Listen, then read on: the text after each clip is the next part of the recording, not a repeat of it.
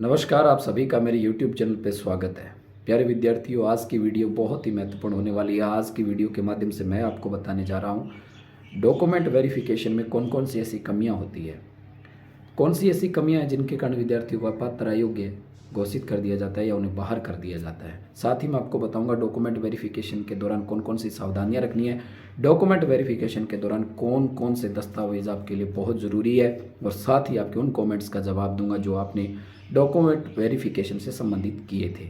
तो आइए नज़र डालते हैं सबसे पहले डॉक्यूमेंट वेरिफिकेशन के दौरान कौन कौन से डॉक्यूमेंट को आपकी ज़रूरत रहेगी।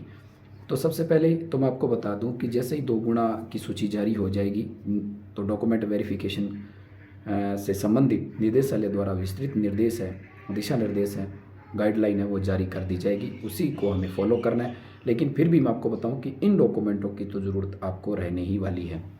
मूल आवेदन होगा जो आप SSO ID से डाउनलोड कर पाएंगे, उसे बहुत ही ढंग से भरना है, बहुत ही आराम से भरना है और सावधानी रखनी है उसमें।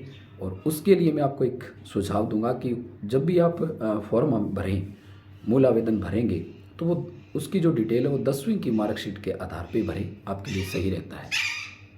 रीट के प्रमाण पत्र की ज़रूरत रहेगी आपको, मूल निवास की आपको ज़रूरत रहेगी, ऑनलाइन वाला मूल निवास होना चाहिए।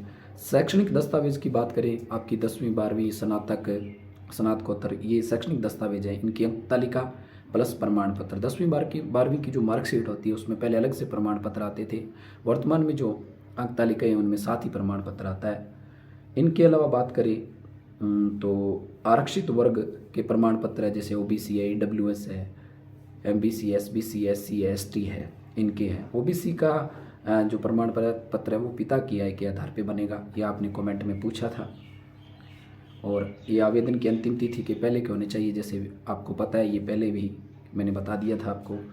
चरित्र प्रमाण पत्र है, शिक्षण प्रशिक्षण संस्थान के आपके चरित्र प्रमाण पत्र, इनके अलावा 2 राजपत्रित अधिकारी के प्रमाण पत्र बड़े ईजी से मिल जाते हैं, कोई दिक्कत नहीं होने वाली है।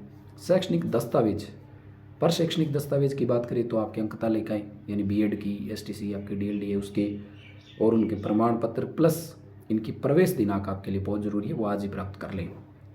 इनके अलावा जो है दहेज है, संतान है, विवाह है, धूम्रपान संबंधी जो शपथ पत्र है उनकी भी आपको ज़रूरत पड़ेगी, वो आप बनवा सकते हैं। बहुत ईजीली परफॉर्म है उसका और वो बन जाएगा, उसमें कोई तनाव लेने की ज़रूरत नहीं है।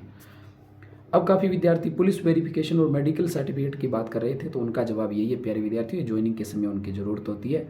बहुत आसान तरीका है, आवेदन के बाद ये बन जाते हैं, कोई दिक्कत इसमें नहीं होनी है। ये दोनों ही आपको ज्वाइनिंग के समय ज़रूरत रहती है। अब मैं आपको बता दूं, जो आप काफ़ी तनाव में रहते हैं कि सर कहीं बाहर ना कर दें, हमारी ये त्रुटियाँ, हमारी ये गलतियाँ, उससे संबंधित ये बातें अब आपके लिए ध्यान से सुने।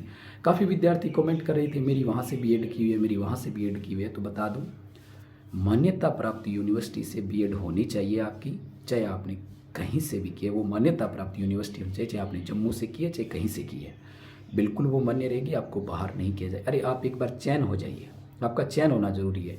छोटी मोटी गलतियों के कारण, दस्तावेज में छोटी मोटी गलतियों के कारण बाहर नहीं किया जाता है, आप घबराएं नहीं, तनाव ना लें।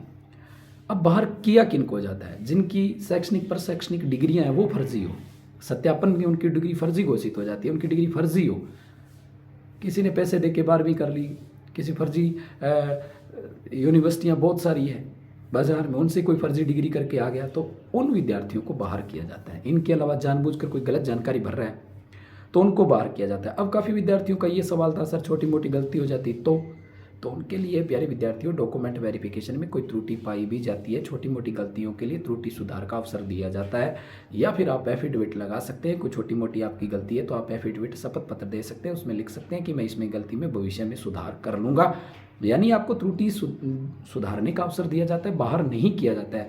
कहीं तनाव लेने की ज़रूरत नहीं है, छोटी मोटी गलतियों के लिए अयोग्य घोषित नहीं किया जाता है।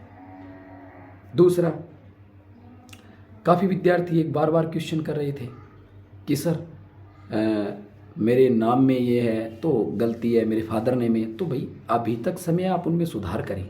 अगर नहीं भी हो रहा है तो कोई बात नहीं है, आप एफिडेविट लगाइए ना, शपथ पत्र दीजिए, स्टाम्प दीजिए, स्टाम्प दे दीजिए आप, कोई दिक्कत नहीं है। छोटी मोटी गलतियों के लिए बाहर का रास्ता नहीं दिखाया जाता, त्रुटि सुधार का अवसर दिया जाता है, लेकिन त्रुटि ना करें। हो सकता है ना दे त्रुटि सुधार का अवसर, इसलिए त्रुटि करनी ही नहीं है, बड़े आराम से फॉर्म भरने हैं आपको। और काफ़ी विद्यार्थी वेटिंग लिस्ट के बारे में पूछ रहे थे, 2 गुणा के बाद की क्या प्रोसेस है। ये बात मैं अगली वीडियो में आपको जरूर बताऊंगा कि वेटिंग लिस्ट का क्या प्रोसेस रहता है, फिर क्या कैसे ज्वाइनिंग मिलती है, उसकी वीडियो अगली वीडियो आप वही मिलने वाली है। तो एक बार फिर बता दूं, छोटी मोटी गलतियों के लिए आप एफिडेविट दे सकते हैं, त्रुटि सुधार का भी मौका मिलेगा। छोटी मोटी गलतियों के लिए बाहर का रास्ता नहीं दिखाया जाता है। कोई मामला विचाराधीन न्यायालय में चल रहा है तो उसका रिजल्ट होल्ड कर दिया जाता है। छोटी मोटी त्रुटियों के लिए अवसर दिया जाता है, तनाव लेने की कहीं जरूरत नहीं है। तो प्यारे विद्यार्थियों, ये मेरे द्वारा दी गई आपको जानकारी कैसे लगी, कमेंट करें। आज के लिए इतना ही। जय हिंद, धन्यवाद।